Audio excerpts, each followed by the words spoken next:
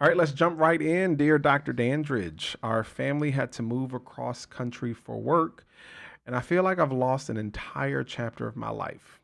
I miss the neighborhood, the small cafes, and the friends we made along the way.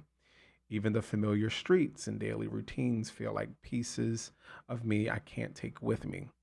How do I grieve leaving a life behind while still embracing the unknown future? Y'all are really writing in some really good things for us to consider. People do grieve when change of environment takes place.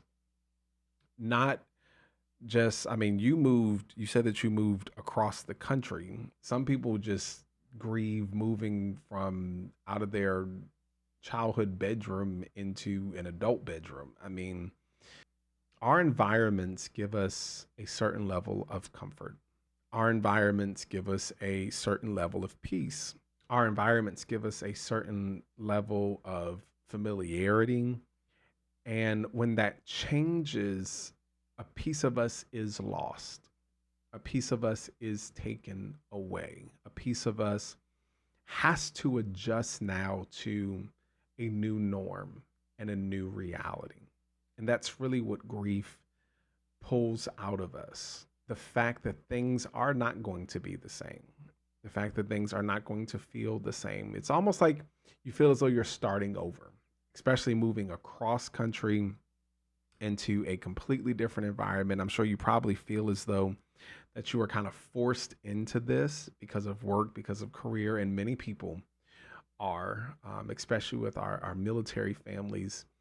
You do grieve a lot because you have developed this core, you've developed this home base, and now it's being taken away from you. One of the things that you said, I feel like I've lost an entire chapter of my life. I love how you phrase that because that's exactly what this season was, a chapter. And now you're turning the page and going inside of another chapter of life. I don't want you to see it as you've lost a chapter. I want you to see it as your story is just continuing and that you're just building more on this novel, on this saga that you're in. You never know, you might have to move back to where you were a few years from now. You never know. But this is just, like you said, a chapter that is opening. Now, yes, you're grieving the chapter that is closing in the familiarity of the cafes and the friends and the neighborhood, and they will all be missed.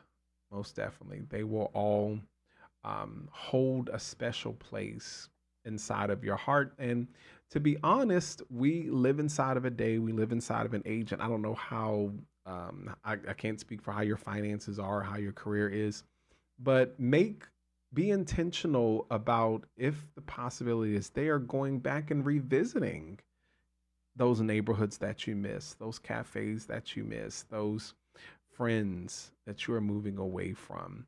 Just because you're moving across country doesn't mean that you have to sever ties with this chapter inside of your life. This could just be your opportunity to develop even greater intentional relationships to where now, your girlfriend, you can't just call her up and say, hey, meet me at the cafe, but you say, something, this November, I'm going to come to town and we're going to go to our cafe and we're just going to talk and catch up. It might actually be your opportunity to really develop and deep dive into better relationships and more substantial relationships because of this move. You never know. One of the things that you said, even the familiar streets and daily routines feel like pieces of me I can't take with me. And you're right.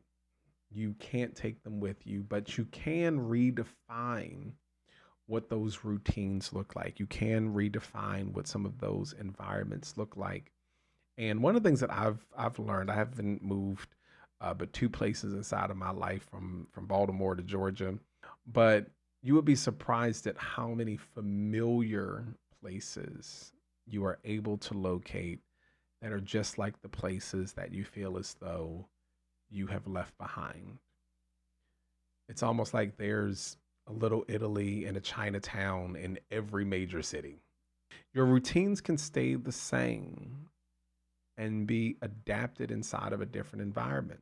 That's what I would say with regards to your routines. Can your routines stay the same as far as the thing that you're doing, but now allow those routines to adapt to the new environment that you're in?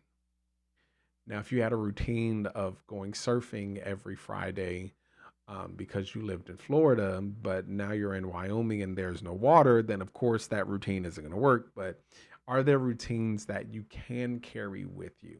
Instead of focusing on the ones that you can't carry with you, let's see if we can focus on some of the ones that we can carry with us. So, to get to your question, how do I grieve leaving a life behind while still embracing the unknown future? The truth is that you do not know what the future is going to entail.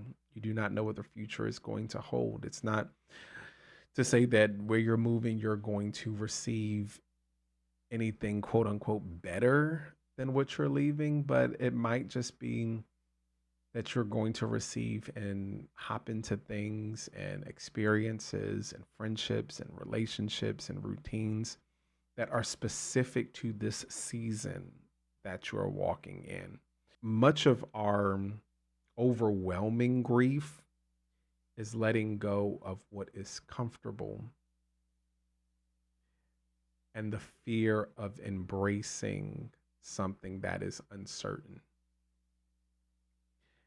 And the second that we can learn how to at least be open to the uncertainty without fully embracing it, but at least to be open to the uncertainty, then our grief kind of starts to subside. Because being at least open to the uncertainty about, like you said, the unknown future is one of the first steps to acceptance, which is, of course, one of the stages of grief that we all have to go through. I pray that this move across the country for work is something that is inspiring. I hope that it is something that is exciting. I hope that it turns into something that is not so mundane or so stressful or so anxious or so grievous that you miss the opportunity for the great possibilities that you could be walking into. I hope that that makes sense. Thank you again for writing in. Those friends, those cafes, those familiar things that you're leaving behind, you can still go back and visit them prayerfully. You can still keep those connections, and possibly now, like I said, this could be an even greater time for you to now make those relationships more intentional than they were before when you were living inside of this previous environment. Okay. So again, thank you so much for writing in. Thank you for joining me at my desk. I'm Dr. Dandridge. This has been Designing Your Goodbyes, and I'll see you inside of the next conversation. Okay.